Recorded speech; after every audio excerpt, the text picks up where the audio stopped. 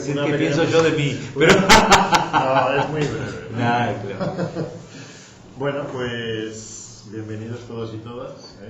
Gracias por acompañarnos en esta charla que nos ha dado Fernando, que se titula Apertura religiosa LGTB en Latinoamérica, modelos que aprender. Pues hoy está con nosotros Reverendo Fernando Frontán, que es pastor de la Iglesia de la Comunidad Metropolitana en Uruguay. Viene desempeñando este trabajo activo a través de ICM en diferentes países de América Latina, como en su Uruguay natal y en México también, entre otros. Lleva en la lucha por los derechos LGTB desde una visión cristiana desde hace ya más de 20 años.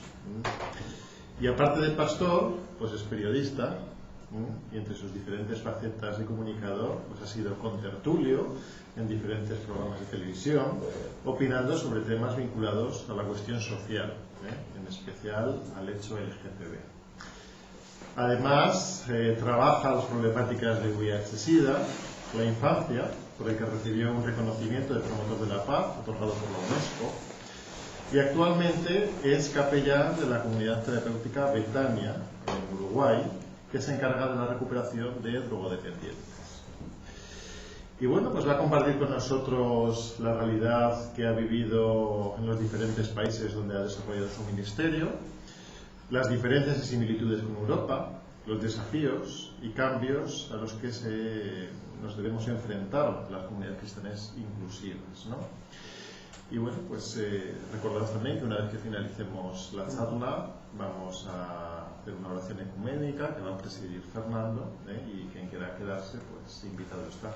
Y ya por último, pues dar las gracias a Crismón, de parte de ICM Pan de Vida, por ponernos a nuestra disposición vuestro local y poder compartir este ratito. Y bueno, si no hubiera sido por vosotros, desde luego, pues no podía llevarse adelante. Y a seguir colaborando como hasta ahora y cada vez más, si puede ser. Y ya, pues le doy la palabra a Fernando. Bien. Mi nombre es Fernando y siempre me gustó que me llamaran así.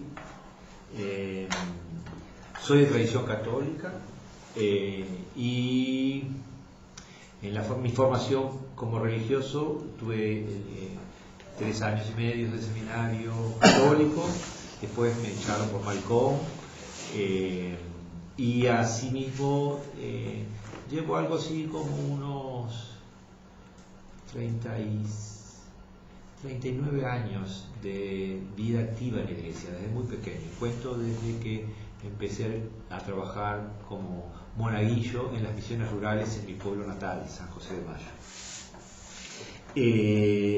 Y digo esto porque en realidad tantos años, yo recién me ordenaron pastor o clérigo a los 40 años. Y entré al seminario a los 17. Salí del seminario a los 24. Intenté casarme unas cuantas veces y no funcionó.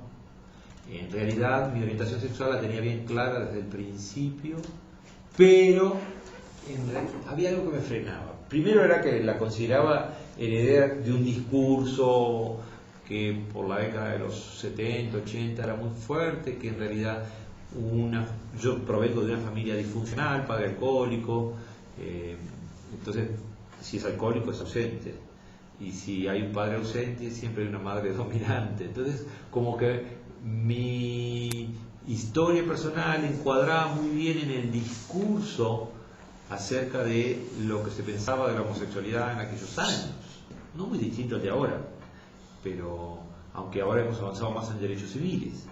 Entonces ese discurso me convenció a mí, y si bien tenía muy clara la nota de mi orientación sexual, tenía muy claro mi llamado vocacional desde muy pequeño, el seminario fue una salida muy dolorosa porque me resolvía el conflicto de la sexualidad. Y como yo, ingenuo en mi fe, nunca lo oculté. Entonces lo dije a mis directores espirituales, lo dije al obispo, y siempre fui muy bueno pastoralmente, con dones para la comunicación y para la gente, y donde estaba congregada gente, reunía y tenía actividades y tenía entusiasmo, y mi guitarra al hombro todo el tiempo, y pues como que no... Decía, bueno, pero no puede ser tan enfermo, debe haber alguna salida para este. Al punto que me aceptaron en el seminario, pero no me dejaron ni a vivir con los seminaristas.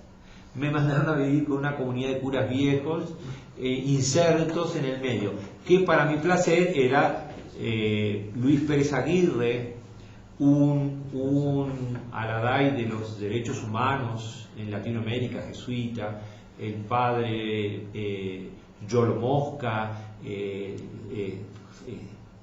Claudio Cerveto, el Cacho Alonso, todos curas con un compromiso social muy bueno.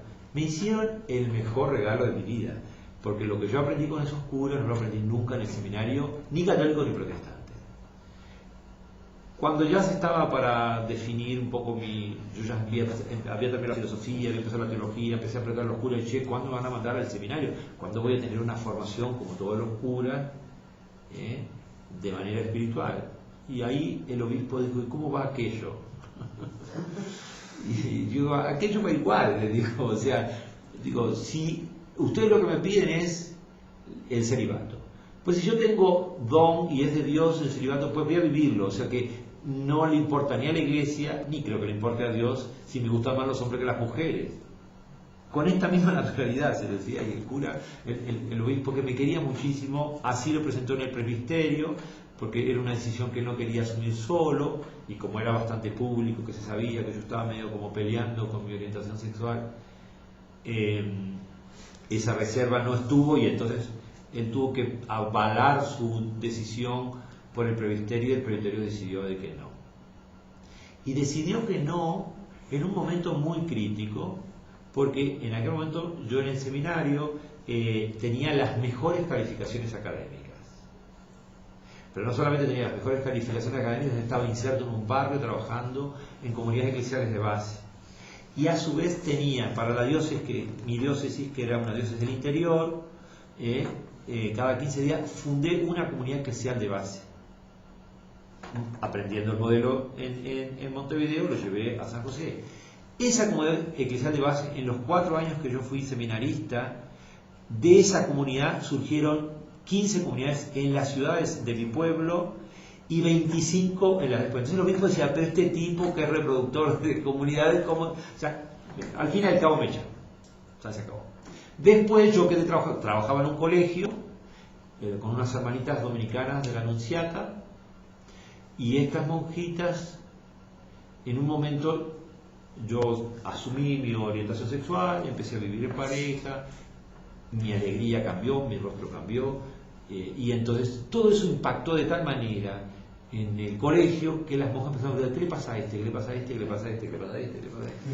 Y todo el mundo dice, che, vas a tener que blanquear, me decían profesores y amigos, porque las monjas están preguntando. Yo voy a hablar con las monjas, digo, ¿qué quieren saber de mí? Están preocupadas, ¿qué quieren saber? ¿Quieren saber si soy puto? Soy puto. ¿Quieren saber si estoy en pareja? Estoy en pareja. ¿Quieren saber si tengo sexo? Lo tengo, y todas las noches, y duermo en una cama grande con otro hombre. ¿Qué más quieren saber? ¿Quieren saber si lo amo? Sí, lo amo. ¿Quieren saber si siento que Dios me ama y nos ama a los dos juntos? Profundamente. La monja quedó con su velo de yeso, dura. Respiró profundo y me dijo, después hablamos. Y el después significó que me retirara del colegio. Fue una charla que fue penosa para ella y para el colegio, pero creo que fue una picardía del Espíritu Santo, porque ella me dijo, Fernando, no te discriminamos, pero tu camino ya no es modelo de valores cristianos. Me pudo haber dicho puto de mierda, pero tuvo la mala idea de decirme que no tenía que mis valores. Entonces al día siguiente ellas me crearon como activista. Porque al día siguiente puse un pasacalle enfrente del colegio, no a la discriminación de docentes homosexuales. Hice unos folletos que eran fotocopiados, no era fotocopia, era mimeografiados, y repartí en el mimeografiado, decían, yo soy era profesor de canto, soy el profesor de canto de sus hijos, se lo repartí a los padres, ¿no? El profesor de canto de sus hijos, y por mi orientación sexual me han echado del colegio. Se armó un escándalo en aquel pueblo terrible, porque, claro, los padres preguntaban, pero ¿por qué me echaban? Los alumnos hacían protestas en el colegio en la hora de los recreos. Las monjas no supieron manejar ese perdón. Yo entro a trabajar en un grupo activista gay que se llamaba Homosexuales Unidos, y ahí empieza una larga historia de casi 20 años de activismo. Por eso yo no quiero que ninguna persona más pase por donde yo pasé. Capaz que era una presunción de mi parte. ¿Quién soy yo para decir? Creerme tan increíble. Pero ese ego me llevó a moverme y a hacer cosas. Y dentro de la organización esta creamos un grupo que se llama el Encuentro Ecumérico para la Liberación de Minorías Sexuales, que trabajaba ayudando a chicos a salir del closet y a poder asumir su orientación sexual y su identidad de fe, si es que la había. Porque ¿qué nos pasaba a los cristianos gay o lesbianas? Que éramos escupidos en nuestras iglesias por ser putos y éramos escupidos en el movimiento por ser cristianos. No tenemos un lugar serio. Como pasa que aquí, bueno, exactamente. Entonces, ¿cómo es posible? Ahora, ¿qué pasó? Había algo que el movimiento fastidiaba de mí. Porque mi fe me llevó a ser el primer activista visible. Mientras las otras mariquitas laicas, universitarias ellas, no daban la cara, el puto cristiano se puso. Y utilizo todos estos términos, que capaz que me puede resultar groseros al oído, como una forma de exorcizar el insulto, que lo recibí por mucho tiempo, se imaginarán. Hubo un impasse entre esos años de activismo y el reencuentro con la iglesia. De hecho, yo puedo llegar a decir que fueron 6 años o 7 años donde yo estuve excomulgado. No formalmente, pero la misma comunidad, el mismo discurso, la misma iglesia me fue escupiendo de tal manera que no comulgué. Y para un católico no comulgar, y yo que era de misa diaria, y aparte de vocación religiosa profunda, de oración profunda, la comunión fue jodida. O sea, el entrar a una iglesia y sentir, aunque no sé si existía, pero yo sentía esa mirada de rechazo, pues me ponía de muy mal y no podía hacer comunión. Aunque podía ir a tomar la hostia. Pero yo entendía que la comunión es un acto comunitario.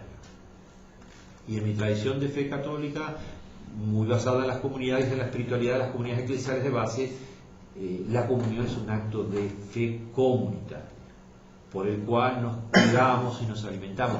Hacemos memoria de Jesús, Jesús se hace más presente entre nosotros al punto de la fe de la comunidad. No es que es un acto individual en el que yo me llevo un pedacito del cuerpo de Cristo conmigo. Y que yo ya no podía volver atrás porque yo había abierto la puerta de la visibilidad. Y yo me preguntaba, ¿es posible la igualdad sin visibilidad?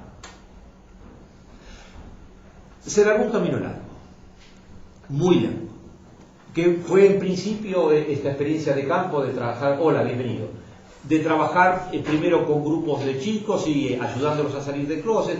Inmediatamente que vinieron los chicos, vinieron las familias, porque el gran problema que los chicos presentaban, los jóvenes presentaban en el grupo, era ¿qué pasa si yo me asumo y mi familia? O sea, el tema de la familia venía recurrentemente, y dijimos, tenemos que hacer algo en torno a la familia.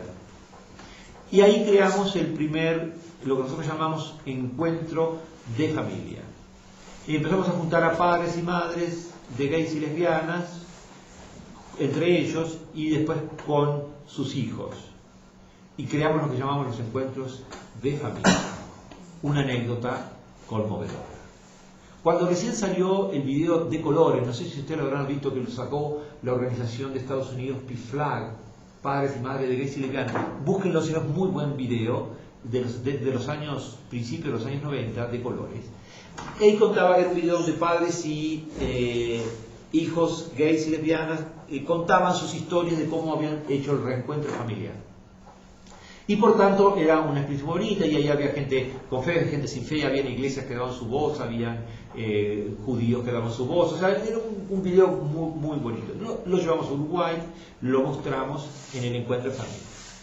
Para los encuentros de familia, nosotros en el grupo trabajábamos el tema de cómo hacer la visibilidad en la familia, trabajamos las dichosas 12 preguntas antes de hablar con tus padres acerca de tu orientación sexual. Y posterior a eso, en un proceso que llevaba 3-4 meses, quienes se animaban lo decían en sus casas. Entonces, cuando lo decían en sus casas, pum, estallaba la bomba, y nosotros ya teníamos algo para esa bomba, que era una reunión de padres. Y después un encuentro de familia. En el encuentro de familia, ahí teníamos, para este encuentro, el dichoso video. Una parejita de grupo, estaban muy enamorados, no podían convivir con aquello de que algo tan bonito que tenían lo podían compartir en sus casas, entonces lo dijeron, vinieron al encuentro con sus padres. Allá estaban entonces los novios en el medio, de un lado la familia de uno, del lado la familia del otro. Y entonces vieron el video y toda esa historia, y después de eso un diálogo que nos había dicho el video, y uno decían cosas preciosas, y todo el mundo quería estar bien con los gays. Y todo el mundo quería no tener problemas de rechazo o de homofobia en su familia. Pero un padre se levantó, el padre de este chico dijo, ¿sabe una cosa? Me encanta lo que dicen, pero a mí no me pasa eso. Yo me muero de vergüenza con mi hijo gay. Me muero de vergüenza, me da vergüenza y me da mucha bronca y enojo cuando hacen chistes de homosexuales porque están hablando de mi hijo, y eso me incomoda y me enojo con mi hijo. ¿Por qué mi hijo me hace esto? Pero dijo, hay una cosa que me está pasando en el día de hoy. Y cuando los escucho a ustedes me doy cuenta que mi hijo es una persona. Y antes era un estigma. Porque este hijo que es así, me hace esto que es así. Por tanto, yo quiero hacer algo. Entonces toma a su hijo, lo levanta, lo mira a los ojos, tú lo recuerdas, ¿verdad? Y le dice, bueno, muy bien, hijo mío, yo realmente me cuesta aceptar y entender lo que a ti te pasa, pero me doy cuenta que ese es un problema mío. Delante de tus amigos quiero pedirte perdón. Y el padre abraza a su hijo y después dijo, pero no solamente eso. Si te estoy ofreciendo respeto y tú amas a tu pareja, a mí me gustaría, más allá de lo que yo pienso, que tú me presentes a tu pareja. Y entonces le presenta a su pareja, le da un abrazo, y las dos familias empiezan a entrelazarse. Ahí empieza una historia muy bonita, porque eso que fue uno de los tantos encuentros de familia, nosotros lo universalizamos hasta que juntamos con otros grupos de padres y familiares, creamos lo que hoy se llama la Asociación Internacional de Familias por la Diversidad Sexual, que tiene sede aquí en España, la sede legal es España. Y está Angil, que es de Cataluña, que es el presidente es Albert Arcarons. Yo estoy en el comité ejecutivo de esta asociación y en representación de ICM, ¿no? Porque para nosotros el tema de la familia es uno de los puntos bien importantes a trabajar, ¿no? Esa es una vertiente. Cuando hablamos de apertura religiosa, yo decía, ¿por dónde hablamos de esto? Es que no podemos hablar de apertura religiosa sin hablar de apertura hacia la vida. Un ejercicio que yo siempre hice, y me gustaría que lo hiciéramos ahora, es simplemente que nos miráramos. Demos unos 30 segundos para mirarnos entre nosotros. Quitamos el lenguaje verbal y solamente nos miramos. Y tratamos de encontrarnos en la mirada a las personas. Sin ese lenguaje verbal que interfiere. Y a veces mirarnos nos da miedo, a veces nos genera intimidación, la mirada puede ser muy persuasiva o puede ser muy ponzoñosa. A veces nos da como, ¿qué querrá este? Si estuviéramos en el contexto de un sauna, varones gay, perfectamente la mirada ahí funciona. Pero en otro contexto, la mirada no funciona tanto. Bueno, el milagro de la mirada es la simpleza de la apertura religiosa. Cuando nosotros logramos juntar a las personas y que se miren y puedan reconocerse más allá de lo que aparenta, en sus rostros, en su estética, en su parafernalia, en su discurso, damos margen. No hay que ser proselitista de esto, simplemente damos margen para que el Espíritu haga algo. Eso fue una de las pocas cosas que he aprendido como pastor protestante. En realidad, ¿qué es un clérigo? Y yo diría que es como un simple acomodador de cine. Prepara la sala para que la función y el milagro de la función y la magia de la función pues la haga otro. Ese escenario, crea ese escenario, acondiciona ese escenario, que la butaca esté cómoda, que haya un rico olor en el ambiente, que la gente llegue, se siente y se encendió la película. Y es el Espíritu actuando. Cuando un pastor hace eso, estamos hablando de apertura religiosa. Pero nos habíamos quedado con que yo era católico. En ese camino largo, estamos hablando atemporalmente, pero estamos hablando entre el año 1995 y la fecha, o un poco antes quizás, podríamos decir el 93 y la fecha.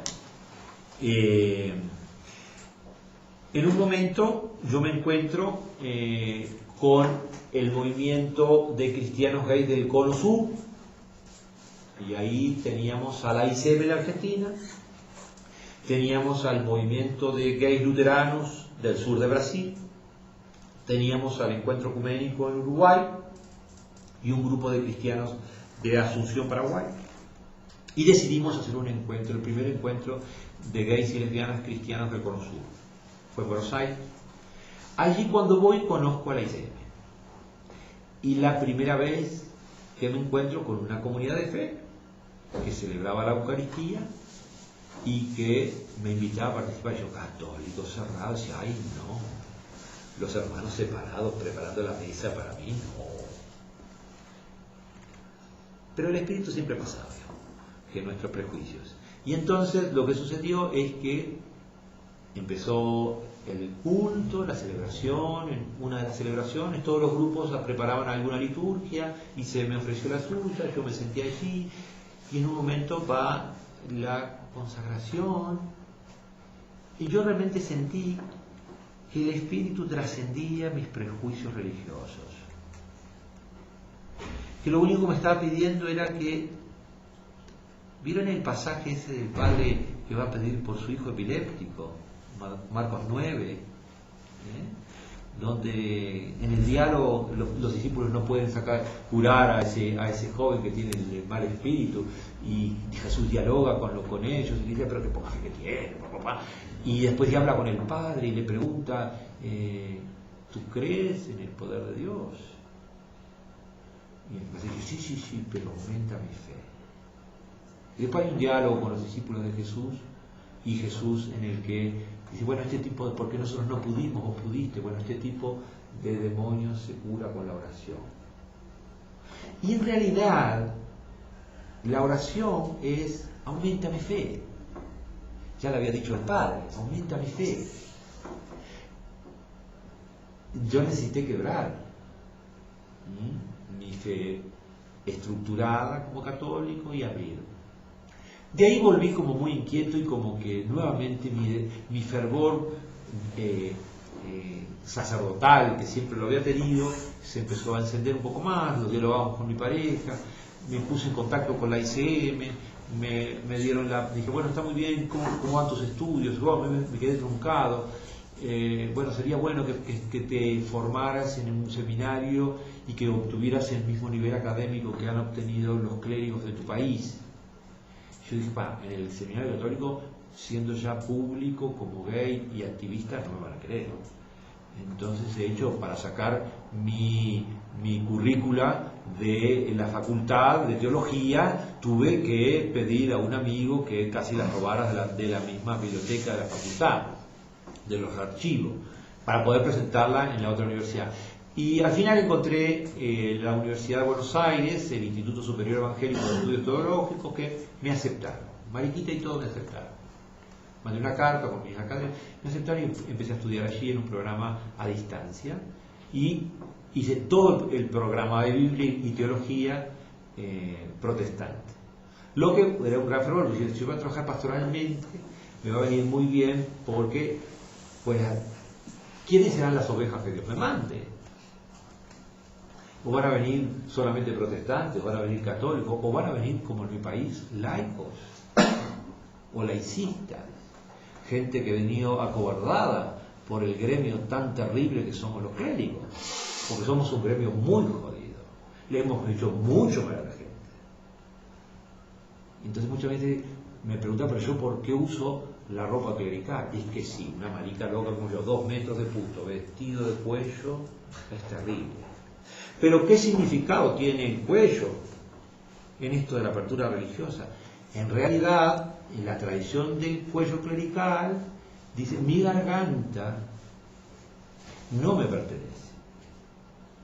¿Le pertenece a Dios? Sí, pero sería una presunción muy grande pensar que yo puedo transformar mi garganta en una garganta para que Dios hable. ¿A quién le pertenece mi garganta? Y a la comunidad de fe, quizás, con la que tú estás sirviendo, o a la que tú estás sirviendo. Entonces empiezo a usar el cuello así. Pero claro, fíjense, de cuello así en televisión, trabajando como trabajaba muchas veces, sentadito así de cuello, y les di, y siempre que he aprovechado, digo, el cuello se ha convertido en un instrumento de poder. Entonces yo de negro, cuello blanco, me siento frente al público, lo primero que hago es pedir perdón por el daño que les hemos hecho. El día de la homofobia, me acuerdo, estaba en México, yo era pastor de Monterrey en ese momento, y entonces fui así de negro, sigo bien Opus Dei, me paro así, todo, casi me puteaba la gente, voy a decir, ¿qué hace este cura acá? Levanto, entonces digo, no a la homofobia, no a la bifobia, digo, he venido solamente a pedir perdón por todo el daño que mis colegas, pastores, pastoras, sacerdotes, obispos, religiosos hemos hecho a una comunidad tan grande, tan vulnerable, y a sus familias, a sus padres, a sus hermanos, a sus hijos. Solo podemos pedir perdón. Y después hice lo que voy a hacer ahora, es aquel cuello. Exactamente. Entre otras cosas porque es muy cómodo. Y después también porque solamente sirve para los aeropuertos. ¿Tenés? A los aeropuertos. Tú pasas ahí libremente en algo. No, en otros, sí, casi todos. Por lo menos si tú vienes a un país católico, en México, yo llegué aquí y nadie se dio cuenta que yo soy la mariquita pública del Uruguay. Y por eso, bienvenido padre, ya pase. Y nada de cartas y nada de cosas. Bien. ¿Qué quiero decir? Nuevamente, la apertura religiosa implica un lenguaje que tiene que ser del espíritu. Que las tradiciones religiosas están estructuradas, armadas. Podemos hablar de historia del cristianismo y nos cansaríamos de encontrarles rutas de entradas y de salida. Pero en realidad la palabra apertura es tan fundamental para el proceso de la diversidad sexual, para el proceso de la inclusión, que no es muy ajeno a lo que ha vivido la Iglesia en distintas etapas y tradiciones frente a fenómenos de diversidad. Miremos lo que pasó con los pobres en tiempo de Francisco de Asís. No eran bienvenidos a una iglesia estrechamente casada con el poder y la opulencia. Era una incomodidad. ¿Qué pasa cuando Francisco llega a Vaticano? El fenómeno religioso que sucede allí es que el Papa se arrodilla a los pies de Francisco. ¿Qué es lo que Francisco hizo que el Papa se arrodilló? Simplemente esa pureza de espíritu permitió que las dos miradas se encontraran y que quien hablara fuera el espíritu. Y frente al espíritu no hay nada más poderoso que el mismo espíritu de amor. Entonces es una de las cosas que tenemos que aprender. Entonces, si es tan simple, es como estar en comunión permanente. Es como abrir el corazón y decir, pues en tus manos me pongo. ¿Qué quieres que yo haga? Llévame. Pero llévame a dónde. Y llévame a encontrarme con la gente que está ahí. Lo demás lo hago yo. Tú calladito que te ves más bonito. Y ha sido ese proceso. Vuelvo otra vez a Uruguay y a la década de los 90, empezó la ruta legislativa. Esa ruta legislativa en Uruguay, nosotros tenemos entre 95 y 2000, 5 años para visibilidad. En el 2000 entra el primer proyecto de ley en el Uruguay que habilita la primera ley de discriminación, que se firma en el 2003, penalizando los actos de odio e incitación al odio y a la violencia, entre otras razones por orientación sexual e identidad sexual. Gran batalla.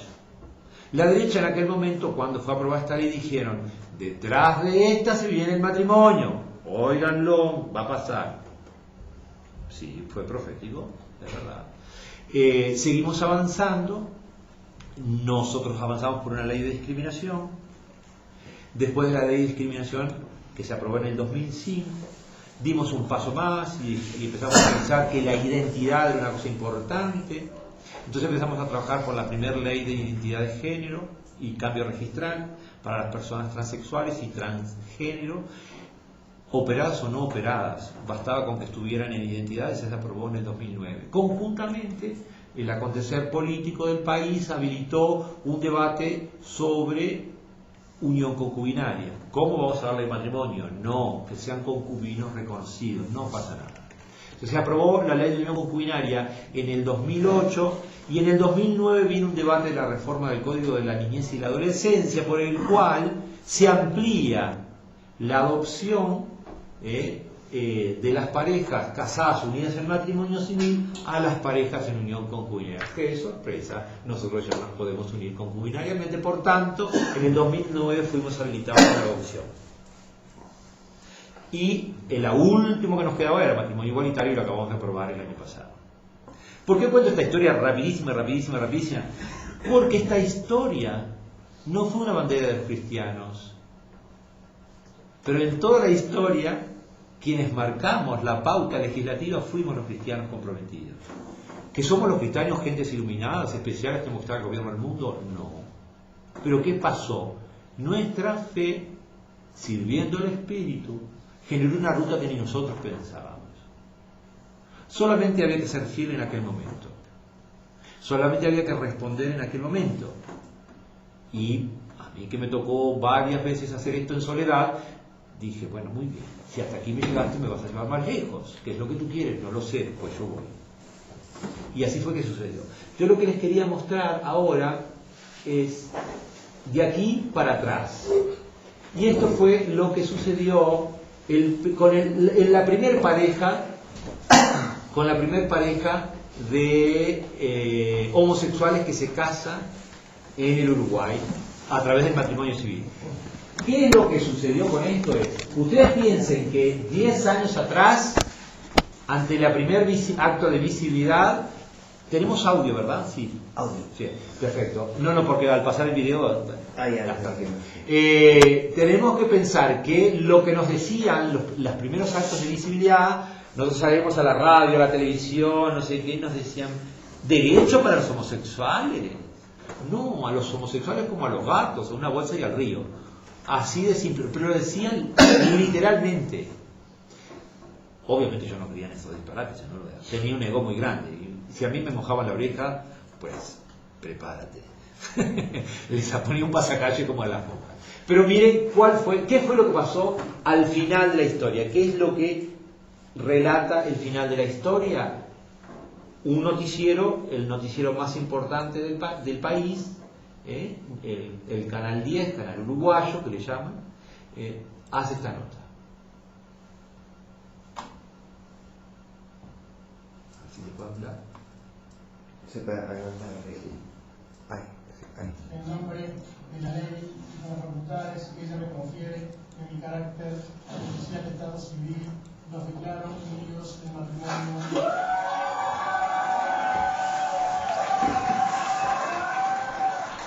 Que yo tenga conocimiento en muchísimos años, pero nunca tuvo una repercusión así en casamiento, jamás.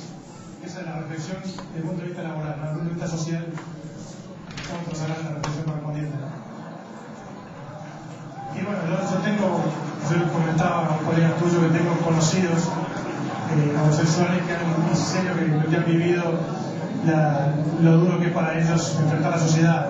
Y en este caso me identifico en ese sentido con ellos, que pueden reivindicar algo que para ellos tenga tanto valor, ¿no? Quiero hacer un reconocimiento muy especial especialmente a la doctora Michelle Suárez, que es la abogada que redactó el proyecto de ley. Esta ley se podría llamar Michelle Suárez. Queremos agradecerle especialmente a toda la sociedad civil. No solo es un cambio de orientación ilegal, sino que se ha dado un profundo debate social. Y eso es lo que trae aparejado, es que empecemos a deconstruir mecanismos de discriminación que teníamos absolutamente naturalizados y que generalmente se manifestaban cuando dos personas del mismo sexo expresaban su amor públicamente. Los recién casados, Sergio Miranda y Rodrigo Borda, realizaron un brindis con familiares, amigos y prensa en el Don Boutique Hotel de la calle Piedras en la ciudad vieja de Montevideo. Rodrigo recibió permanentes muestras de afecto de su madre y de su hermano, que además firmaron como testigos el matrimonio. Más acostumbrado a los medios de comunicación por su profesión, Sergio llevó la voz cantante en público. Se conocieron una noche de la nostalgia, de eso hace ya 14 años. Fueron los primeros en anotarse para casarse, luego de aprobado la ley del matrimonio igualitario. Hoy la hicieron realidad. Bueno, felicitaciones ante todo. Muchas gracias por estar. La verdad que, bueno, para nosotros es un momento, obviamente, muy especial, mucho más, además de lo personal, que por supuesto, es un momento muy especial para Uruguay. Creo que hoy es un día histórico porque Uruguay está emitiendo un mensaje muy positivo a la comunidad internacional, un mensaje de inclusión, de igualdad, donde no hay derechos para unos sí, para otros no, donde no hay ciudadanos de primera y ciudadanos de segunda, sino que todos somos iguales. Y además, en un momento donde en Rusia, por ejemplo, hay vigente una ley homofóbica terrible, persecución, incitación a la violencia. Por suerte, en Uruguay estamos en el opuesto de eso. Tenemos amigos en los medios, en el medio artístico, y nos gustaba la idea de poder compartirlo. Porque se hemos dividido en nuestra visión así pública y libremente. Y bueno, si además de poder compartirlo, puede contribuir a que para algunas personas somos conscientes que esto sigue siendo un tema difícil a nivel laboral, familiar y tal. Bueno, ojalá pueda servir también para eso. El otro día un señor nos saludaba en la Plaza Matriz. Queremos agradecer a toda la gente que nos ha saludado y felicitado en la calle y que realmente ha sido todo con muy buena onda. Y entre esas personas, había un señor de unos 50 años en la Plaza Matriz, nos felicitaba y nos decía: yo tengo un hijo de 16 años que tiene esta opción sexual y ha sufrido y sufre mucho. Y yo le decía: qué importante que vos, que sos el papá, lo acompañe en esto, y porque el entorno familiar es todo. Luego la pareja recibió la bendición del pastor Fernando Frontal, de la Iglesia de la Comunidad Metropolitana, una institución cristiana de tradición protestante y ecuménica y de orientación teológica liberal, fundada en Los Ángeles, Estados Unidos, en 1968. Ahora ustedes son dos personas, pero hay un solo camino delante de ustedes.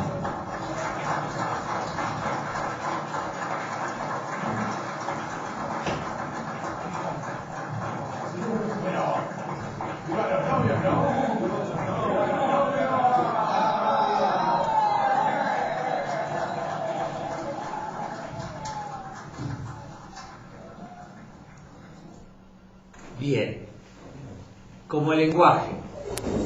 Primera cosa que vamos a decir: Uruguay es un país absolutamente laicista. No tiene otra explicación. Absolutamente laicista. ¿Qué quiere decir eso? El Estado y la Iglesia se separaron en 1904. Por tanto, de ahí se generó toda una cultura anticlerical feroz y la Iglesia al silencio. La Iglesia, el peso de la Iglesia quedó más vinculado hacia los grupos económicos y políticos, como un peso de regulación de la sociedad y de la ética en la legislación, pero en silencio. Por tanto, que se incluyera, y yo voy a hablar ahora del espacio en negro. El espacio negro es un borrado de imagen. O sea, salió así en el noticiero. Y en el espacio negro, ¿qué era lo que se mostraba en el espacio negro? Pues yo vi la cinta original. Pero en la televisión no salió. Después dijeron que era un problema técnico, no sé qué, pedimos disculpas. En el espacio negro aparecía el pastor leyendo la Biblia, aparecía el pastor bendiciendo a la pareja, y después diciendo esas 3 boludeces que dejan que el pastor diga. Pero ¿por qué digo esto? Hubieron cambios, pero no necesariamente eso significó apertura. A veces la legislación es un vector en los cambios, pero no implica apertura. No necesariamente, si hubiera habido una apertura, quizás el discurso de los recién casados no hubiera sido apologético. Y hay un discurso con una letanía apologética bien importante. Uruguay, que se abre el mundo, y mientras que en Uruguay está sucediendo esto tan magnífico, en Rusia se están arrancando los dientes, ¿no? Pero ¿cuál es el otro lenguaje que aparece también ahí? La abogada redactó el proyecto de ley que fue acompañado por el Colegio de Abogados prácticamente en lo que hace a la redacción jurídica del proyecto de ley que mueve a todo el Código Civil. Nadie se había logrado meter todavía con el Código Civil en lo que hace a el Código de Familia, porque es como un gran puzzle que si uno mueve una ficha desarticula todo. Bueno, esta abogada lo logra hacer, pero ¿quién es esta abogada? La doctora Michelle Suárez. Es la primera abogada transexual graduada en la Universidad de la República. Un lenguaje bien interesante. De hecho, su aportación en ese sentido ha sido tan magnífica que hasta los mismos catedráticos de la universidad, opositores totales filosóficamente a la idea del proyecto, tuvieron que rendirse ante la solución jurídica del mismo. Entonces, en los cambios que se van dando en nuestro país, juegan muchas cosas, muchas características. Y yo creo que en la vida sucede así. Los cambios implican una apertura que nunca es lineal, nunca es clara y transparente, y no sé cuán realmente sabios podemos llegar a ser quienes estemos en cualquier trinchera, digamos los cristianos en la nuestra, para darnos cuenta hacia dónde va la cosa. Por eso cuando hablamos de apertura religiosa, yo creo que es más para los religiosos que para la sociedad. Yo creo que los cristianos tenemos una cosa bien importante que aportar al mundo. Entre otras cosas es nuestro silencio y nuestra fe. Pero no necesariamente el discurso proselitista de nuestra fe. A veces nuestro discurso debiera pasar, o pasa, cuando es efectivo, pasa por ese silencio de comprometernos con una causa que tiene que ver con derechos humanos, que tiene que ver con reconocimiento del derecho del otro a ser. Muchas veces tiene que ver con derechos civiles, tiene que ver con convivencia. El amor tiene que ver con la convivencia. El amor sería absolutamente revolucionario si solamente viviéramos en la profundidad de lo que implicó en tiempos de Jesús y posterior a Jesús esa ideología nueva que contrarrestaba al imperio que gobernaba y dominaba el mundo de Occidente y aledaños. De hecho, las cartas de Pablo a Corinto, en la primera de Corintios 3 y todo eso, hablan de este amor. Pero no están hablando después de lo que nosotros hicimos con el texto, ¿no?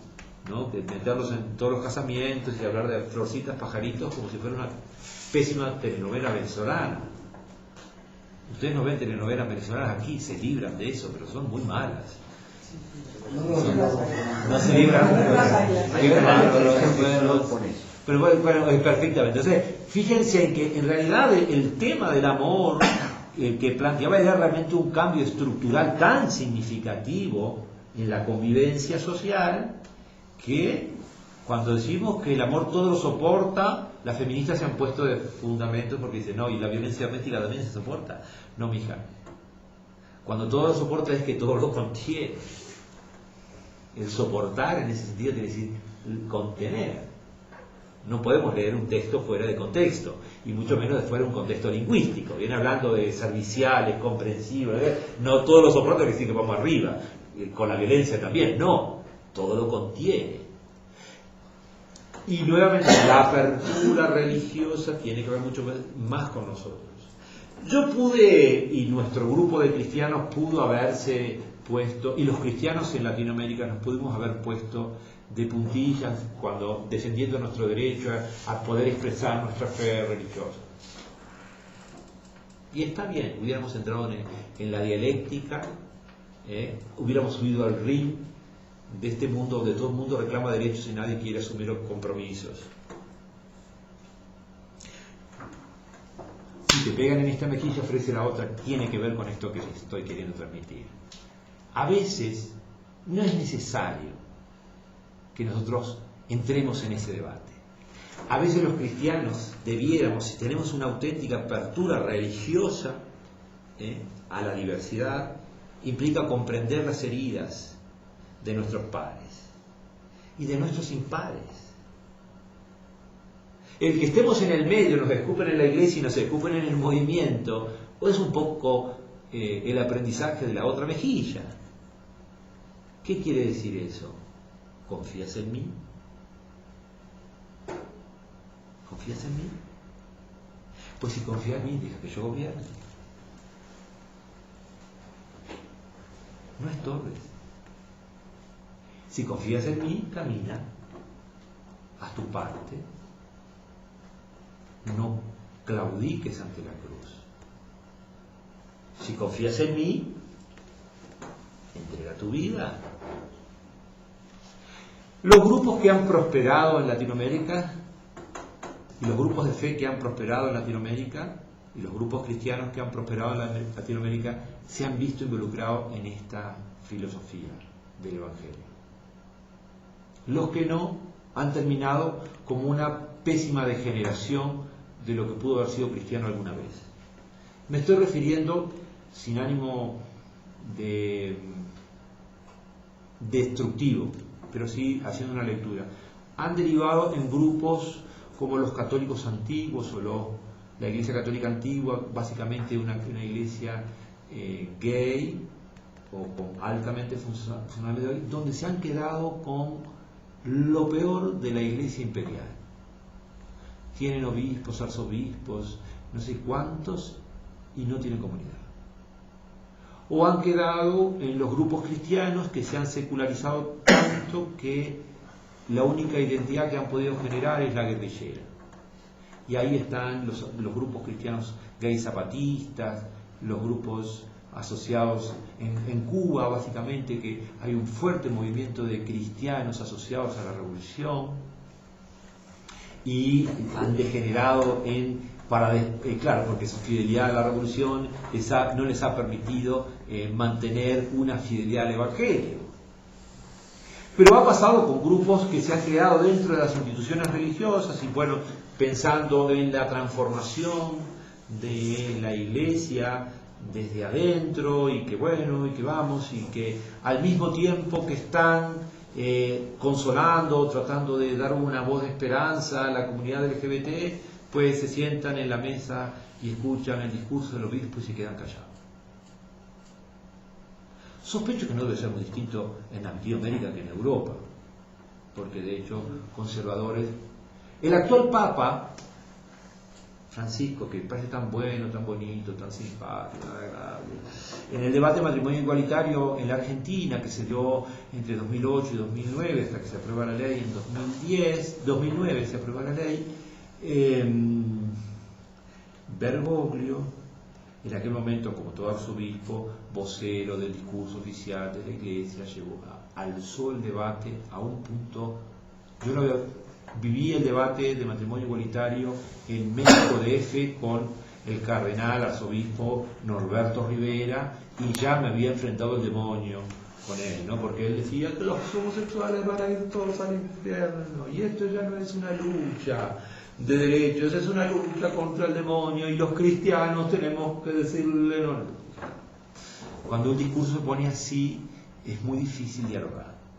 Pero Bergoglio lo hizo peor todavía, porque dijo que esto es una cruzada contra el mismo diablo.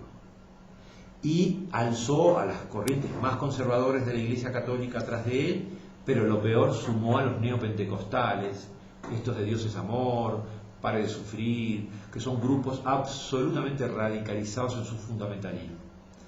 Y a la Iglesia de alguna manera le hizo bien, porque hizo un parteaguas. Por ejemplo, las iglesias tuvieron que verse, la Iglesia Católica no puede tomar partida, cuando toma partida la excluye, punto, se acabó. O sea que la estructura jerárquica no habilita dos voces dentro de la Iglesia. Hay una voz oficial y no hay otra voz.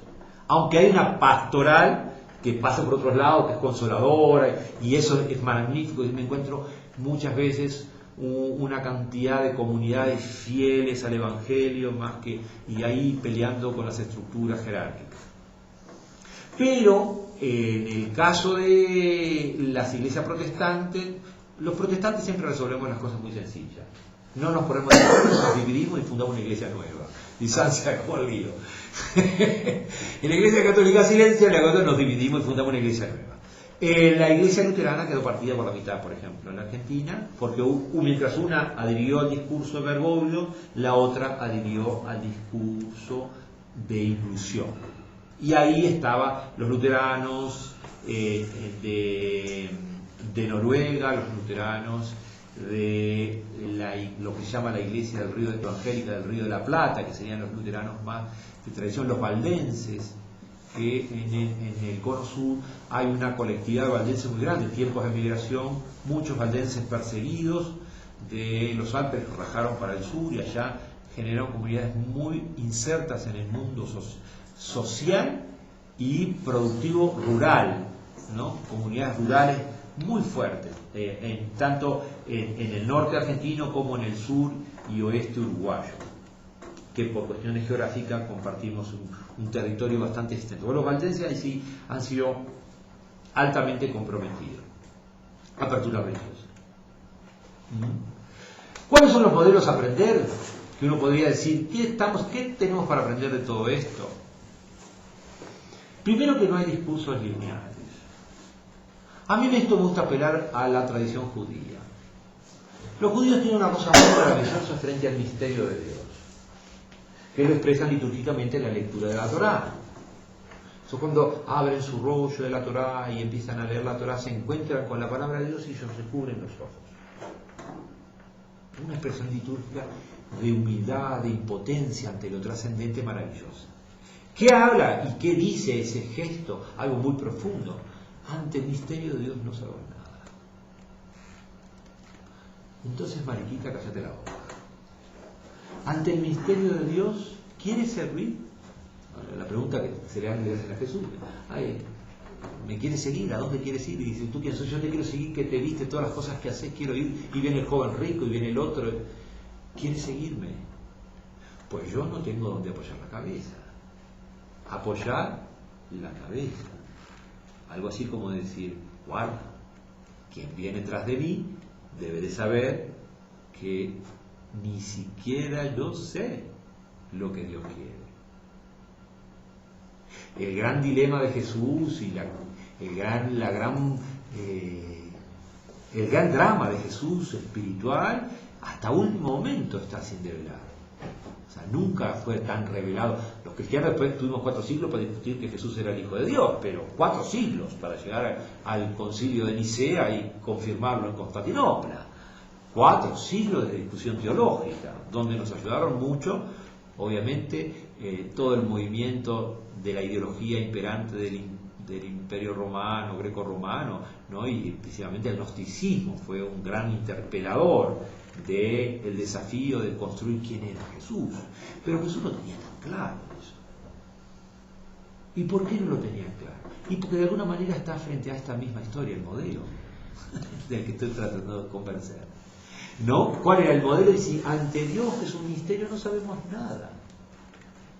Yo puedo decir, después de 20 años atrás, claro, con los titulares del lunes, puedo decir, sí, esto tiene una pauta, hay un horizonte de sentido para los cristianos en la causa LGBT. Un horizonte de sentido. ¿Cuál es el horizonte de sentido? No sabemos nada ante el misterio de Dios. Por tanto, cuidado con ponernos a Dios en la boca. Podemos, en la oración íntima, Jesús lo hacía mucho, retirábase y poníase y sometíase al Espíritu. Eso está muy bonito, explícito en los relatos de las tentaciones, ¿no? Que si bien son relatos teológicamente construidos, hay 3 tentaciones con las que Jesús va a tener que pelear permanentemente. Por tanto, los que venimos atrás seguramente vamos a tener que pelear con ella, ¿no? La tentación del poder, la tentación mesiánica, la tentación de transformar, o el pensamiento mágico, los panes, las piedras en panes.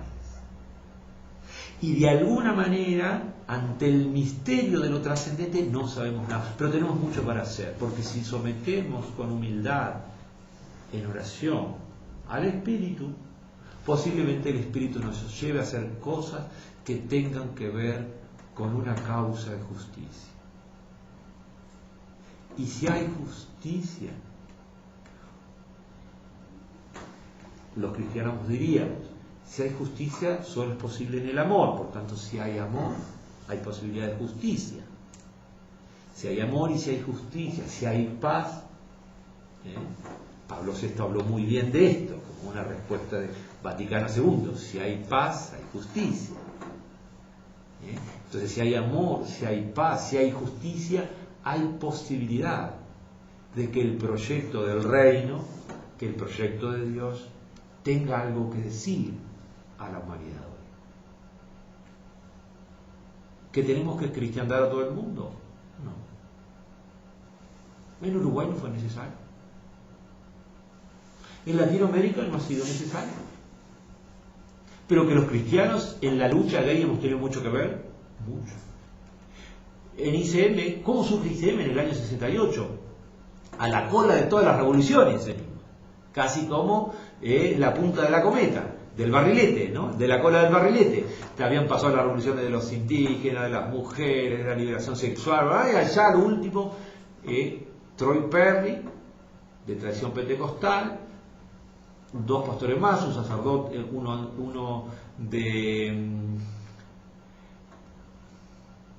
¿cómo era la iglesia de este hombre? Bueno, no me acuerdo ahora.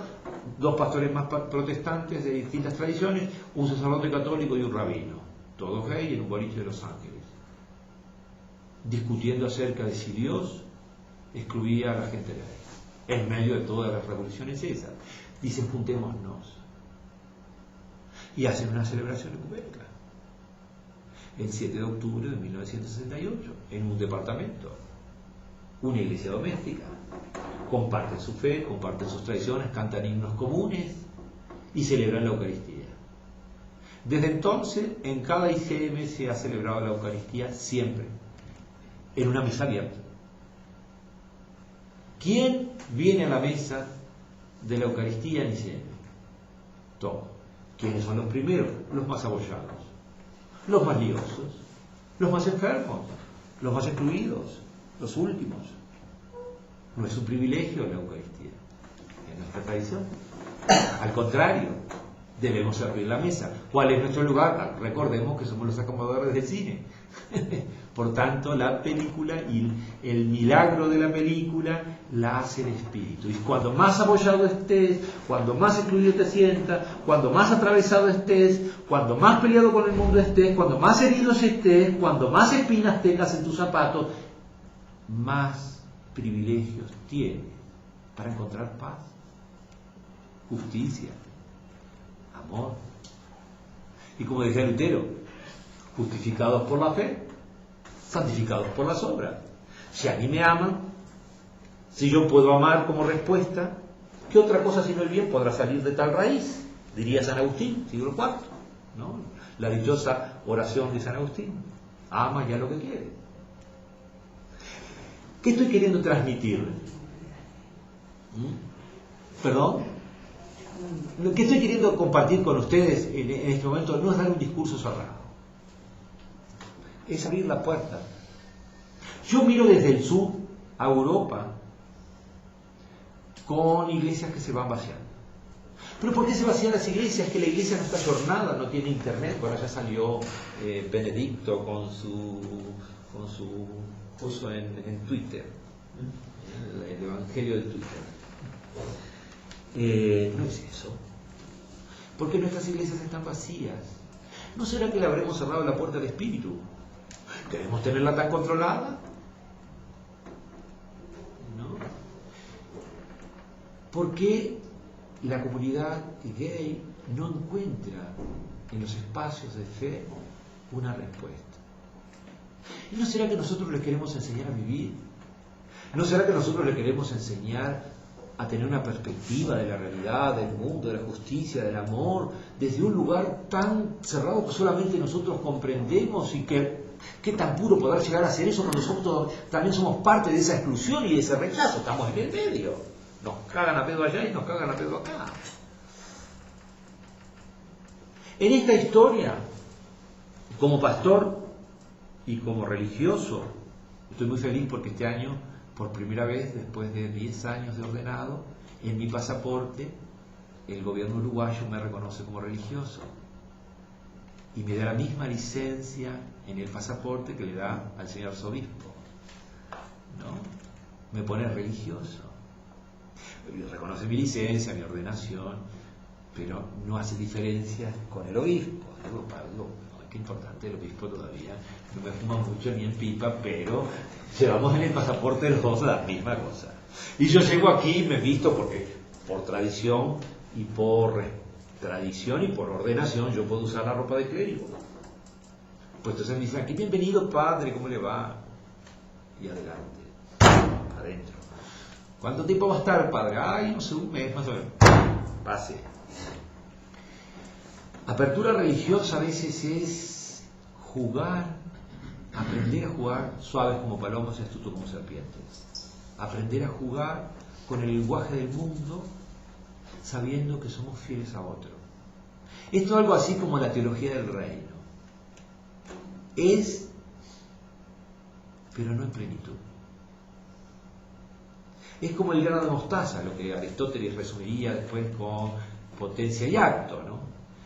En el grano de mostaza está la planta más inmensa que puede albergar a los aves y dar sombra al caminante. Pero es tan chiquitita, ¿puedo creer que esa semilla se puede convertir en algo tan hermoso y tan grande? Quizás nosotros podemos decir, o podemos compartir, o vivir. Es posible que esta fe que yo tengo, en que el Espíritu me mueve a que es inclusivo, y que Dios es inclusivo, y que el proyecto del reino es inclusivo, me convence. Es como el granito de mostaza, vulnerable. Yo recuerdo que en los primeros tiempos, cuando yo empecé a salir en televisión, me enfrenté a cosas jodidas. Pero una anécdota. Porque evidentemente levantaba la voz en nombre de la comunidad LGBT, todavía no era religioso, no era pastor, por tanto, como que me veía medio así. Después me hice pastor y cuando me ordenaron me mandaron para México. Yo no quería que se combinaran la imagen pública de activista con el pastor, es otra vez frontal con algo nuevo, ¿no? Pero en aquella vez que trabajaba en televisión, en un programa semanal, de mucha audiencia, en horario central, iba yo en el ómnibus, en el colectivo, el colectivo público, y sube una mamá con un bebé y un niño de 7 años y se sienta en el asiento de al lado del que despacha los boletos para pagar su boleto. Entre tanto el niño me mira, 7 años, fijo, su mirada fija. Y no hay cosa más cruda que la mirada de un niño. Y me mira fijamente. Yo vos te conozco. ¿De dónde? Como si le ilumina la carita. ¡Mamá, mamá! ¡El puto de la tele! la madre estaba azul, no le daba para el rojo. El punto de la tele. Uno recibe a veces pedradas en todo esto. Nadie nos invitó a seguir a Jesús para recibir honores. Cuando hay mucho honor en la vuelta, habrá que preguntar si estamos siguiendo a Jesús o alguna caricatura de Jesús. A veces, una de las cosas que yo aprendí en todo este tiempo es que tenemos que trabajar mucho con nuestro ego. Es bueno, nos sirve para hacer locuras. Si yo no hubiera tenido ese ego loco, no hubiera desafiado a soñar y a transmitirle el mundo. El escenario me dio una oportunidad porque tuve una voz amplificada, podía hablar por televisión semanalmente. Entonces, el sueño loco de justicia y de amor que me movía y me quemaba por dentro, lo pude transmitir y pude ser gestor de actos y generar gente, luchar por leyes, y ese sueño se iba a cumplir. Yo no sé si sabía que se iba a dar, pero se iba a cumplir. Cuando se cumplió, yo estaba en las barras del Parlamento, y cuando se votó la ley y explotaron las barras de aplausos y de alegría, nuestro grito fue justicia, igualdad. Ellos esperaban que las mariquitas tiráramos flores y cosas, ¿no? La derecha nos miraba diciendo justicia e igualdad. ¿Qué quiere decir? Esto sigue. Esto sigue. Un derecho es una zapatilla en los pies de una comunidad. El gran tema es como empezamos al principio, la mirada. Hay un ser humano ahí. Cambiamos nosotros el mundo. No habrá otro que lo cambie. Y ni siquiera sabemos cuál es su plan. Por ahí anduve. Por ahí anduve. Y al final de esta historia, cuando los derechos se consiguieron, yo dije, bueno, yo quiero seguir siendo ahora el cura que siempre quise ser. Fui pastor en Monterrey 3 años, regresé, trabajé en VIH y actualmente llegó al Uruguay una comunidad terapéutica que ayuda a adictos a las sustancias químicas, a las drogas, a salir de ese problema atroz, a convivir con esa feroz enfermedad. Un modelo católico que surge en Brasil, pero cuando llega al Uruguay, conducido y dirigido por adictos, estos adictos en recuperación van a buscar a la Iglesia Católica un capellán. Y la Iglesia dijo, no, en ese tema no nos queremos meter. Problema para una comunidad terapéutica de orden católico. No tiene capellán. Llegaba la Pascua. Fíjense en lo que yo hacía ya 1 año y medio que venía pidiendo a Dios un ministerio porque peligraba mi licencia como clérigo. O sea, la ordenación no alcanza en nuestra iglesia. Año a año tenemos que renovar la licencia para poder ejercer. Y para poder renovar la licencia, el Comité de Liderazgo Internacional tiene que evaluar que el ministerio en el que estemos sea un ministerio reconocido por la fraternidad, o sea, la Asamblea General de la Iglesia. Y como ministerio tiene que cumplir determinados requisitos que puedan ser confiables a la federación. Nuestra iglesia básicamente se la conoce como la Iglesia de los Derechos Humanos, y más que las causas de parroquiales, que sí, crear congregaciones y vida comunitaria es bien importante, nuestra Asamblea Mundial valora muchísimo dónde estemos metidos y en qué causas de derechos humanos estemos metidos, o sea, qué tan insertos en el mundo estemos metidos para generar aquello de la justicia, el amor y la paz. Y prioriza.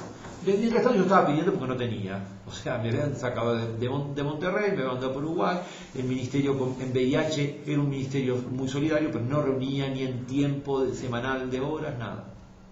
Esto buscando un capellán. Una madre de uno de los chicos adictos internos le dice, yo conozco a un pastor protestante, pero ¿quién es? Fernando Frontal. Fernando.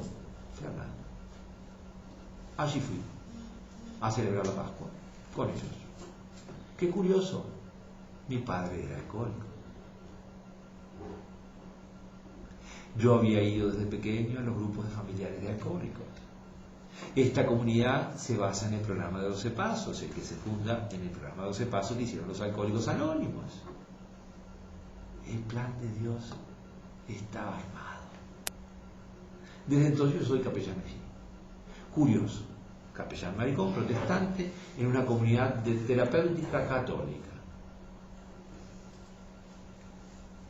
Y entonces yo dije, pucha, va a ser complicado esto, porque los padres, cuando vean el puto de la tele, siendo el capellán, celebrando la Eucaristía, escuchando a sus hijos y acompañándolos en el perdón, no les meterá ideas raras.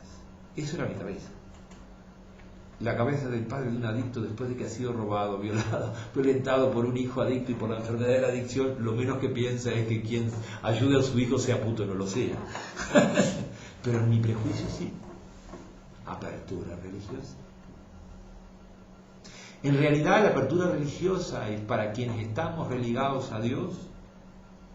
Necesitamos estar abiertos para compartir una espiritualidad abierta que es del Espíritu.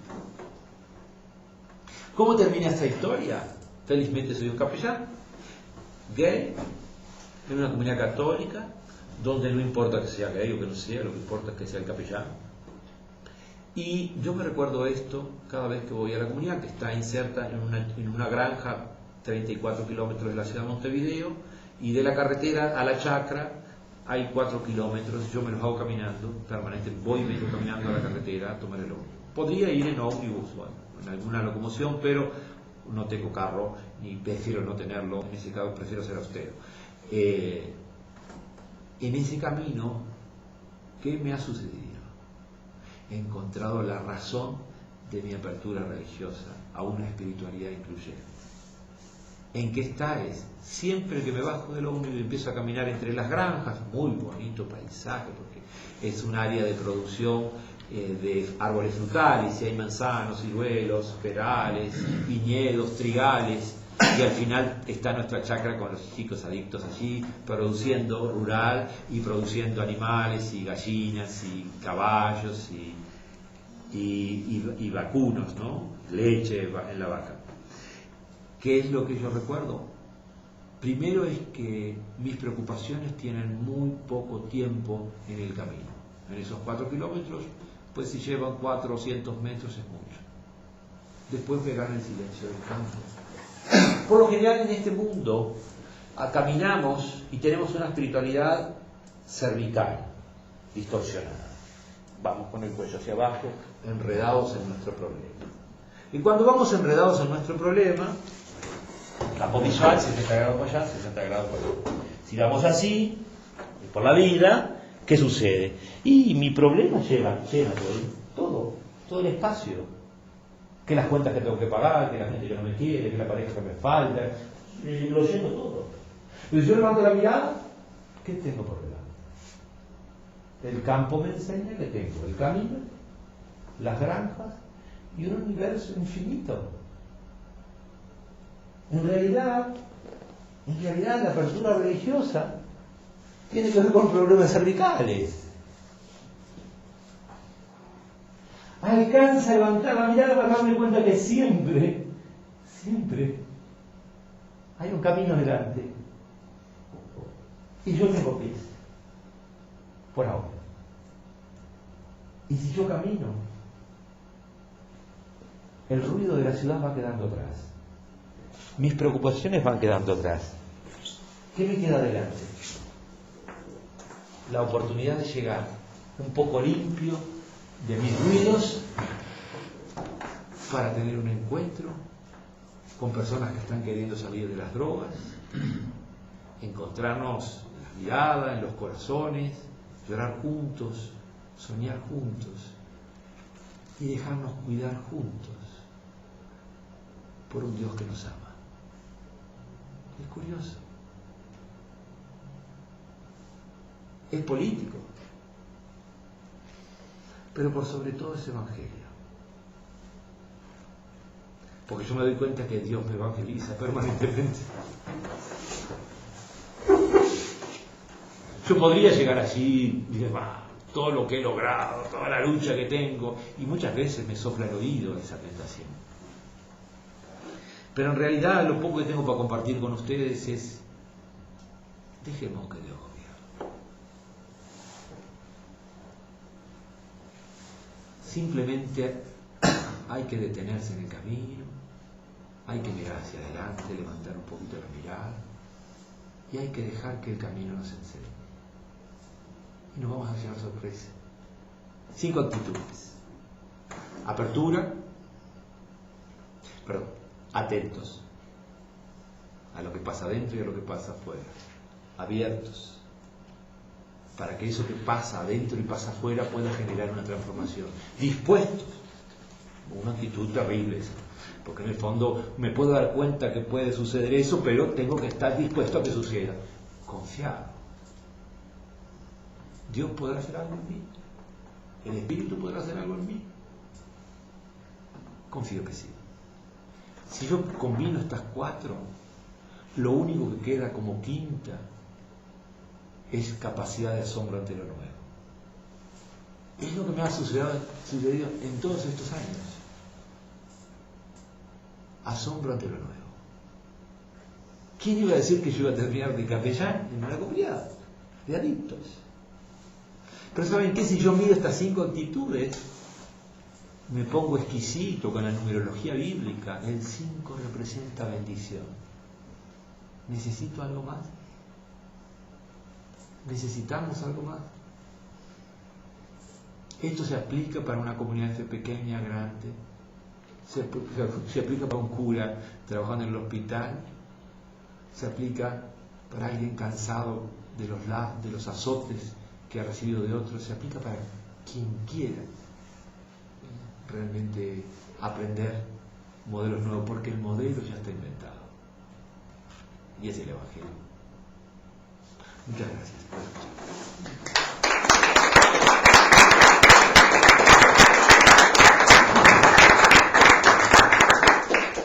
Bueno, muchas gracias, Fernando. Vamos a pasar a una rondita de preguntas rápidas. Si alguien tiene alguna cosita que preguntar. Muy breve. ¿Qué significaba en Uruguay puto? Es una manera despectiva de referirse a la gente gay. O sea, es como puto es el trabajador sexual, y puta se le dice a las mujeres, trabajadora sexual. Entonces, decir puto es como denigrarte en extremo. Si yo quiero insultar, te digo puto de mierda. Un maricón, ¿no? Sí. Digámoslo. En realidad, el maricón es como, ay, debilucho, qué maricón, qué debilucho. Pero puto es agresivamente violento, porque incluye la prostitución. Y lo mismo que sería aquí, solo que no se suele decir eso. Claro. Pero es de una manera violenta. Pero lo sufres igual. ¿Tu hijo es puto? ¿Qué es puto tu hijo de verdad?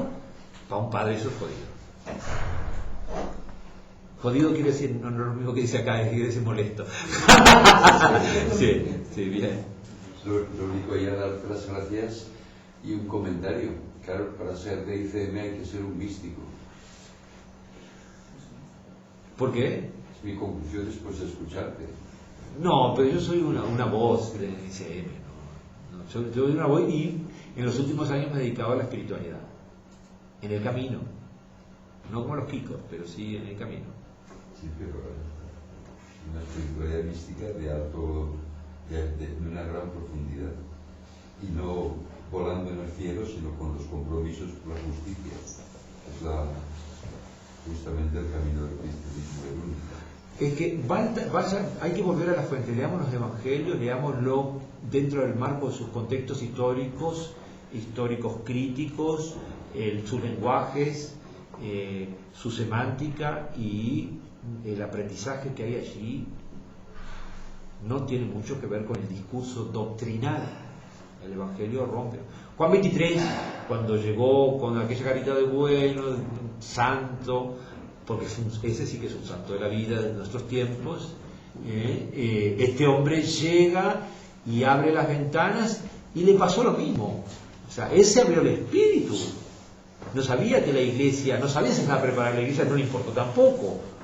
En oración hizo lo que tenía que hacer, convocó a un concilio, eso es lo que inspiró la oración. Después lo que sucedió en la iglesia fue la obra del Espíritu. Él fue otra vez el cuidador de la sala de cine, que hizo bien su trabajo. Después vino Juan Pablo II y destruyó todo esto. Entre otras cosas, siempre me gusta dejar un minuto para Juan Pablo II porque a él le debemos muchas cosas feas, entre ellas el avance del VIH-Sida en África, cosa que me da mucha pena. Y me da pena de que una institución lo pueda poner en ese lugar de santo venerable.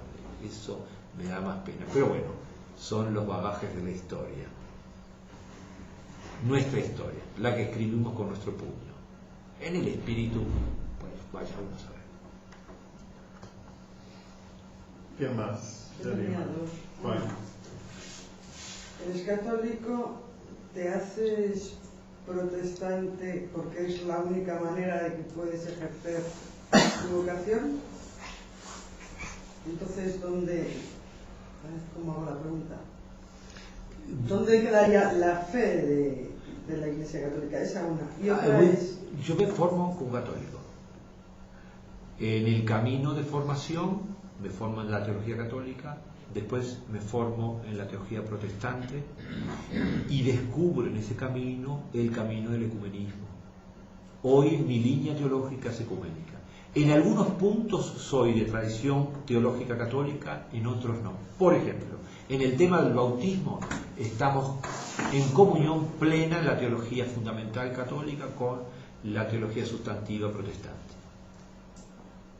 El bautismo es don de Dios, es sacramento puro, donde somos consagrados sacerdotes, profetas y reyes. O sea, las tres dignidades más importantes del tiempo bíblico. Y en ese sentido no hay discusión. En el sacramento de la Eucaristía, nosotros en nuestra tradición reconocemos dos sacramentos. El resto de los sacramentos que aparecen en la Iglesia Católica y en la Iglesia Anglicana son sacramentos tardíos que tienen que ver con un proceso histórico-político de la Iglesia, y ahí va apareciendo el sacramento de la reconciliación. De hecho, la reconciliación antes del siglo IV era un espacio comunitario, asociado exclusivamente al tiempo de Pascua y asociado por sobre todas las cosas a la conversión de los cristianos, o sea, de quienes querían como prosélitos ser cristianos. Y el perdón tenía que ver con un acto comunitario, ¿no? De hecho, en los evangelios las primeras comunidades lo recogen. Cuando te pelees con tu hermano, tengas un lío, acude a él y habla con él, y si él no te escucha, ve y busca a los ancianos de la iglesia, y si no te escucha, ve a y hay un acto comunitario. El sacramento de la reconciliación es un problema muy tardío que tiene que ver con otras historias. Otro día podemos discutir de esto, interesante. O sea que reconozco los dos sacramentos bíblicos, pero en la teología del sacramento de la Eucaristía me afilio más a la teoría de la consustanciación luterana. La transustanciación, como todos sabemos, convierte el pan y el vino en cuerpo y sangre de Cristo para siempre. Y por ese misterio, el pan y el vino es sacramento para siempre. Del otro lado tenemos el memorial. Aquello es un acto simbólico que nos recuerda la unidad. Ahí tenemos la teoría que surge, o la teología que surge con Zwinglio, y que después la van a recoger los anabatistas y los bautistas y prácticamente gran parte de la tradición pentecostal contemporánea. Y muchas iglesias de tradiciones calvinistas también se asocian a esta teología. Lutero, en el conflicto del siglo XVI, y ante este puntual conflicto establecido entre la teología de Zwinglio y la teología tradición católica de la transustanciación, él habla de la consustanciación. ¿Qué quiere decir eso? El cuerpo, los elementos de pan y de vino se transforman en cuerpo y sangre de Jesús mientras el acto de la comunidad de fe sucede. Terminado ese acto de fe, el pan vuelve a ser pan y el vino vuelve a ser vino. Hoy deberíamos cuestionarnos un poco eso. Yo soy un poquito más liberal, ya no, ¿por qué pasa con los celíacos? ¿O qué pasa con los enfermos alcohólicos o adictos? No pueden venir a la mesa por su enfermedad, entonces deberíamos decir, bueno, el jugo de uva o yo estoy por pasar a las galletas de arroz, a las galletas de arroz en este momento, pero esos son elementos que tienen que ver con la liturgia y con la inclusión, que es una teología más profunda. Pero en lo sustancial, que podía haber una diferencia estrictamente teológica entre lo católico romano y la teología romana y la teología tradición de teología sustantiva del protestantismo, yo me ubico aquí. La Iglesia de la Comunidad Metropolitana frente a este tema es mucho más abierta que yo. Reconoce todas las tradiciones y lo que favorece pastoralmente es el encuentro de todas las tradiciones en una misma mesa, porque el misterio lo resuelve Dios. Y entonces, dentro de la ICM hay comunidades que son de tradición católica, básicamente en lo que hace a los principios básicos, y hay comunidades que son más de tradición protestante. En el acuerdo teológico reconocemos 2 sacramentos exclusivamente. Eso está en la Carta Fundamental. Lo demás, pues yo puedo decirte que el sacramento de la reconciliación lo vivo profundamente, más allá de la absolución. No creo que ahí en el punto de la absolución yo tengo una discusión profunda y respetuosa. Creo que el perdón lo da siempre Dios y que uno puede, la comprensión, y si uno logra transmitir comprensión, amor a quien está compartiendo el dolor de su pecado y entiendo como pecado el alejamiento de la gracia, y puede dar un abrazo, el misterio de Dios absuelve en el corazón y no necesita de mi autoridad, ni de mi palabra, ni de mi gesto absolutorio. En otros sacramentos, como el sacramento del matrimonio, o el sacramento de la unción de los enfermos, o el sacramento de la ordenación, creo que efectivamente, como decía Leonardo Boff, sacramentos profundos de la vida, donde el misterio de Dios se hace presente de una manera inconfundible, pero que no tienen ese rango bíblico por los cuales nosotros decimos, aquí indiscutidamente está Dios, como cuando damos la bienvenida en el bautismo a un hermano en la fe y cuando celebramos la Eucaristía. Dios vive siempre en cualquiera de los dos, inconfundiblemente. En lo demás, que está presente, seguro que sí. Pero es una cuestión de teología. Y en la teología mariana no comulgo con la teología tradicional de la concepción inmaculada de María, porque me remito al debate histórico del momento en que el Concilio de Letrán se concibió este dogma de la teología católica. Pero son sutilezas, porque María es una gran compañera. Ponerme en el otro lado de la teología protestante, con María no, sería como una cosa que no. En realidad María tiene mucho para enseñar, mucho para enseñar, capaz que no desde ese lugar de reina, porque nunca fue una reina, fue una adolescente joven, que embarazó joven, que casi la lapidan por su embarazo, que todo estaba muy confuso, que lo único que había puro en su corazón era esa desnudez frágil ante el misterio divino y su fe. Y eso para un cristiano no debe olvidarse nunca. Las primeras comunidades básicamente con María tuvieron esa relación, por eso ocupa María un lugar tan importante. Después el tema de la concepción inmaculada de María y María Reina es un problema que tiene que ver con la Europa de los siglos XIII, XIV, en la que el culto a la diosa madre, el culto a la fertilidad, después venía ganando terreno importante en el sur de Francia y en grandes partes latinas, y Roma se pone nervioso porque dice, guarda, ¿cómo podemos hacer? Porque cómo resolvieron los conflictos la estructura jerárquica del catolicismo a lo largo de la historia, y cuando no podemos con algo lo incorporamos y le damos un lugar. Pasó con la infalibilidad papal. En un momento que el imperio se venía abajo, ¿qué hacemos? ¿Cómo manoteamos este problema? Y nos fuimos en el Concilio Vaticano, su gran discusión, y bueno, está bien, le damos rango al Papa casi de voz de Dios.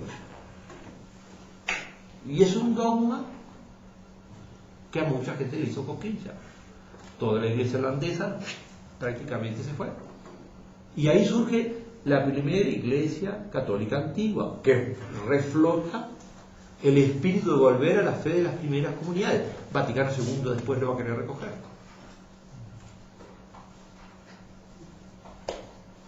¿Alguien más? Y la otra pregunta era, cuando hablas de religiosidad, ¿es mucho más amplio que la espiritualidad o lo estás utilizando como sinónimo? La espiritualidad es más amplia que la religiosidad. Sí, al revés, perdón. La espiritualidad es más amplia porque en el fondo yo en este camino me he encontrado que Dios hace cosas maravillosas en el corazón de la gente cuando la gente se abre. Y los lenguajes de Dios tienen que ver con la singularidad de cada sujeto. La religiosidad muchas veces tiene que ver con una tradición, con una cultura, con un simbolismo. Y yo soy religioso porque me adhiero a una tradición. Pero esa tradición me habla a mí, en mi lenguaje y en mi historia. Y Dios me habla a través de ese lenguaje y de esa historia. Pero no necesariamente le habla así a un musulmán. O a un umbandista. Más allá de las concepciones de politeístas o monoteístas de Dios. Pero ¿cuánto sé yo de eso? Por tanto, lo religioso tiene que ver mucho más con mi tradición. La espiritualidad tiene que ver mucho más con una concepción, en mi criterio, humilde, respetuoso. Una espiritualidad es mucho más universal. Y yo creo que en la espiritualidad nos podemos encontrar hasta los ateos, que tienen su propia religión. Claro. No, por eso al decir la apertura religiosa... Nos estamos refiriendo a nosotros. A cada uno. Nosotros, es que en realidad el problema yo no creo que sea el mundo. Creo que nosotros somos el problema. Nosotros somos el problema. Nosotros que nos hemos creído que ya descubrimos el mundo, como cuando descubrimos América fuimos, y como sabíamos cómo funcionaba el mundo, despojamos a todos los pobres indiecitos de allá, le sacamos sus oros, sus cosas, los desplomamos. De los tantos destrozos que hicimos los cristianos con la espada y la cruz, entre ellos, por ejemplo, un saldo histórico que tenemos es con los incas. Los incas habían desarrollado una ingeniería hidráulica maravillosa que no la pudimos descubrir todavía. ¿Por qué? ¿Y qué le pasó al conquistador de la época? Destruyó todo.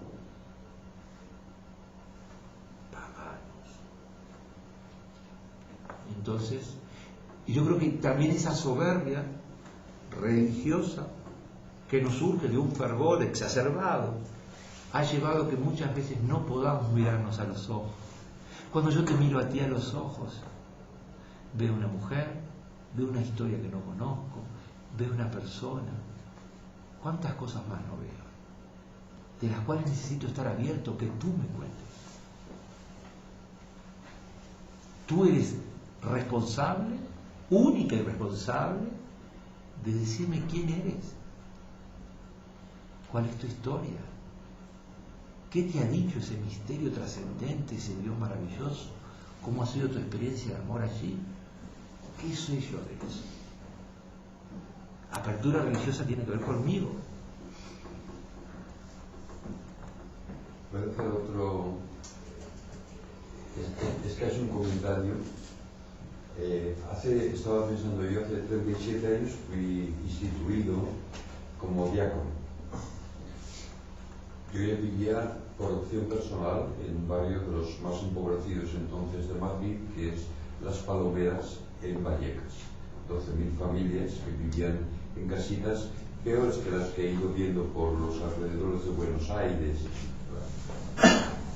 Y yo siempre he vestido como me ves, ¿verdad? Ni siquiera llevo una cruz, nunca lo he querido llevar, como todo el conjunto de pastores o de ministros que allí estábamos y que siguen. Porque habíamos recibido, o antes que yo, otros más veteranos, claro, una conclusión muy fácil, y es que una cosa es descubrir a Dios en tu vida, tú lo has expresado muy bien, otra cosa son los tinglados de la iglesia o de las iglesias y del personal que vive como funcionario de estas iglesias y que viste un uniforme igual que los miembros del ejército, de la Guardia Civil o sí. De modo que habíamos aprendido a compartir nuestra fe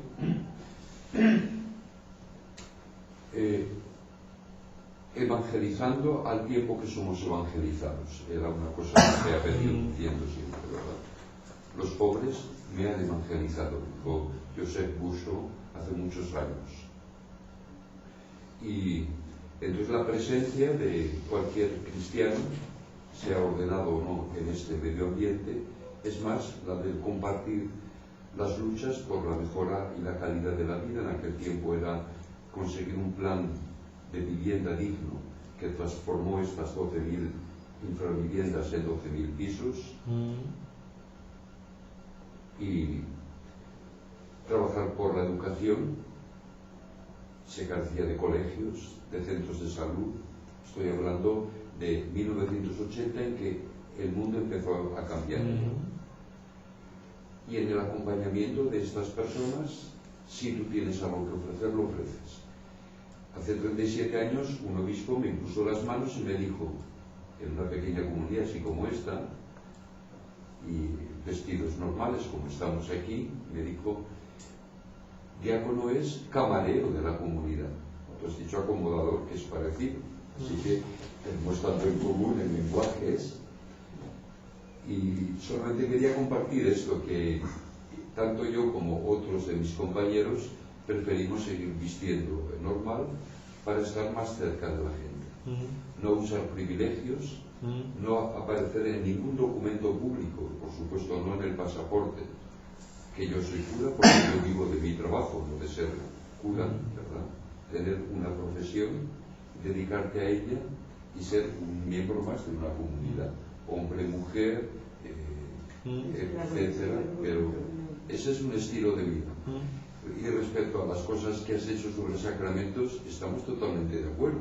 Pasa que a lo mejor no hemos hablado mucho, nosotros con vosotros o vosotros con nosotros, y solamente lees los documentos oficiales. No, es que, a ver, yo en este caso entiendo la pastoral. Y es más, el uso, por ejemplo, de ropas clericales en mi ordenación, prácticamente, el uso del cuello clerical para mí era como una dignificación de lo excluido. Cuando uno viene de los márgenes escupidos, y la gente de ahí fuimos escupidos, seguimos siendo escupidos de las comunidades. En primero por el estigma, y segundo porque en el fondo es un discurso muy poderoso. Entonces el uso de los instrumentos de poder resignificados se vuelve una herramienta más. El tema es cuál es el límite de eso en tu experiencia de apertura religiosa. ¿Para qué uso yo el cuello? ¿El pasaporte? Sí. ¿Qué quiero decir? Que cuando te están negando la posibilidad, ¿cuánta gente latina que llega aquí y no entra? Bueno, ahora ustedes, como siempre hicieron, con perdón de los permisos, los europeos, ¿no? Cuando las papas queman, bajamos al sur. Cuando las papas queman en el sur, no cierran las puertas aquí. Eso pasa. Allá todavía seguimos teniendo campo y posibilidades de trabajar la tierra, y allá llegan, y allá vamos a tener una nueva ola migratoria de gente que está volviendo de Europa para el sur, ¿no? Y eso pasó con la Argentina, el Uruguay, con Paraguay básicamente, porque seguimos siendo casi como colonias aún culturales de Europa. Uruguay es un encuentro migratorio de italianos, franceses y españoles. Si bien tenemos el idioma español, pero básicamente hay mucho más presencia fuertemente por olas migratorias de italianos y de franceses que de españoles. Pero en cultura es más poderosa la española. Ir a Uruguay es una experiencia turística muy buena porque hay un encuentro gastronómico genial. Se van a encontrar con lo mejor de la gastronomía española, francesa, italiana, juntas en un mismo restaurante, combinadas, juntas en un plato, un buen pan, con un exquisito vino, con una pasta, viene como siendo ese encuentro ecuménico de las culturas. Pero independientemente de todo eso, lo que tú dices es muy verdadero, porque en realidad lo que tú dices tiene que ver con las cervicales. Es distinta la realidad socio-religiosa de Latinoamérica de la de España. Claro. Hablo de la realidad española. España. Pero que obviamente, es que lo que pasa es En que este país. te entiendo, porque ¿qué pasa? Para los que venimos de los márgenes,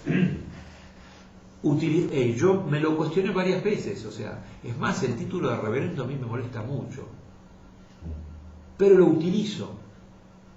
O sea, en mi vida pastoral y en mi práctica personal, el reverendo es, que siempre digo, cuando yo aprovecho para tener mucho chiste, ¿no? Reverendo maricón, reverendo hijo de puta, como suelen decirte allá, sos un reverendo hijo de puta. Sí, en realidad, reverendo, puedo resignificar el término, porque en una sociedad de los márgenes te podrás imaginar que los títulos nobiliarios no entonan ni un himno. La alabanza verdadera surge de la vida, surge del acto de amor, surge de la experiencia de servicio. Y no existe evangelio sin servicio. No existe.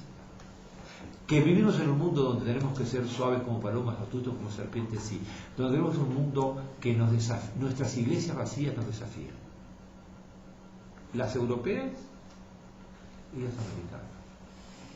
¿Qué no estamos haciendo los cristianos? Que no despertamos el amor por el Evangelio, o el amor por el ser humano, o por la justicia, o por la paz. ¿De qué estamos hablando en nuestras reuniones? ¿En dónde estamos metiendo las narices? ¿En dónde se embarran nuestras manos? ¿En el barro de las necesidades de la gente o en las cremas hidratantes que nos ponemos a la noche para que la piel no se nos arrugue? ¿No? Todo un desafío para ustedes y para mí. No somos mejores, no somos peores, no tenemos la voz profética. La única voz profética es la del Espíritu y suena entre la gente, suena en el clamor. Como decía Pablo VI, maravilloso, con un oído puesto en el diario, que es como decir la realidad humana, y el otro puesto en la voz de la palabra. Eso es de Hans. Pero Pablo VI lo dice, yo tengo un discurso de él y lo tomé de ahí. Puede ser que lo cite, claro, Hans, que tienes razón. Es verdad, su libro Cristo, creo que es. Jesús es el Cristo. Gracias. ¿No hay más? ¿O ya? Pues nada, vamos a darle de nuevo las gracias a Fernando y vamos a pasar a la oración.